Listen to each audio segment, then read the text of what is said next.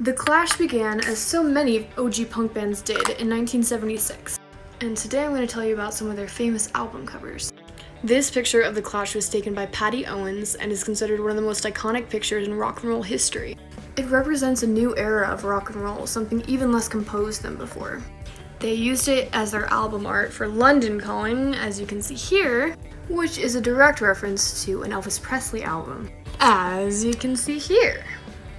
Elvis in a lot of ways represents the beginning of rock and roll, and The Clash sort of represents a shift in the genre, so I like that they paid homage to their predecessor. They also snuck a reference in the album art for White Riot. This spread 'em against the wall pose is in reference to this album, State of Emergency by Joe Gibbs and the Professionals.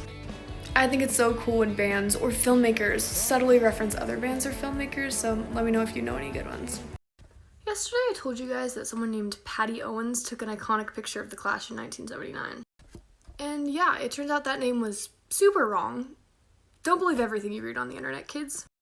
But luckily, I randomly decided to look into it more, and I found out her name is actually Penny Smith, and she's really cool. Her first major gig was photographing Led Zeppelin's 1970 tour.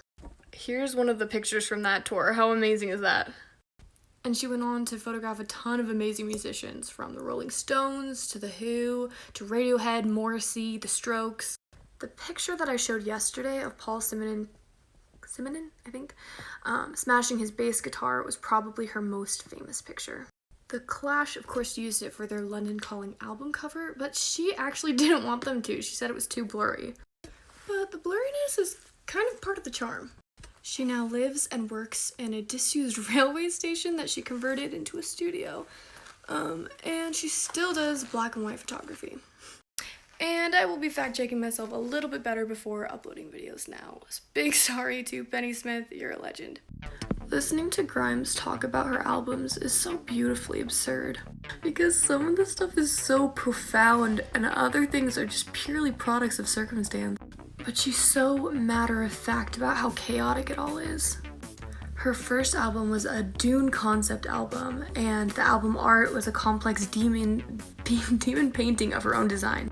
Whereas her second album, Halifaxa, is just all about her vacation in Halifax, where she says she ate snacks and just had a fun time hanging out. And the album art for that one she did within minutes in Photoshop. And then there's the album Visions, which is literally a product of her trying to go insane.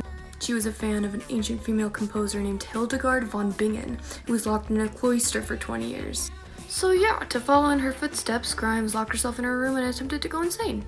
She also refused to pay for heat and got frostbite, and she's so completely blasé about these details. I genuinely love her so much. Alright, quick. Think of a cheesy love song from the 80s. Whatever you thought of, it was probably written by Jim Steinman, and it was probably meant for a vampire musical. Total Eclipse of the Heart by Bonnie Tyler, for instance, was written by him for a Nosferatu musical. Yeah, I'm talking about this guy. The song was originally called Vampires in Love, and if you listen to the lyrics, they're kind of about shadows and darkness and immortality. He also wrote It's All Coming Back to Me Now, made famous by Celine Dion. This one he wrote for Wuthering Heights, which he also wanted to make into a musical. He said he wanted to write the most romantic, passionate song ever written.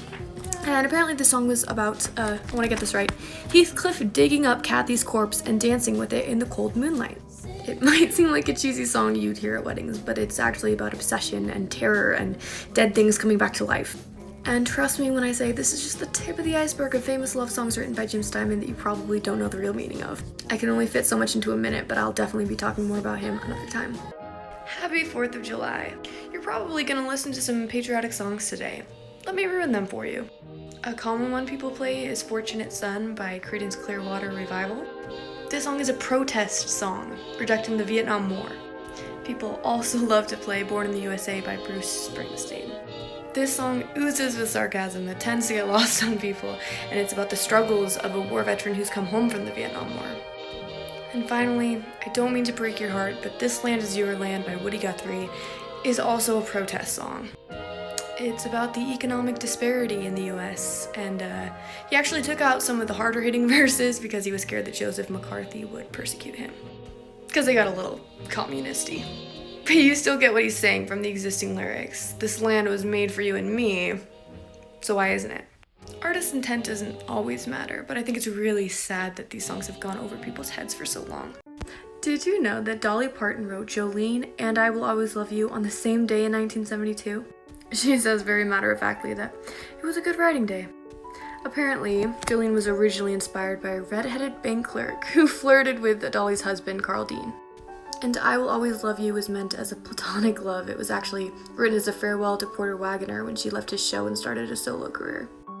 Dolly wrote over 5,000 songs in her career, and 47 of them got Grammy nominations, and it's just so wild to me that she wrote 2 of her best in the same day.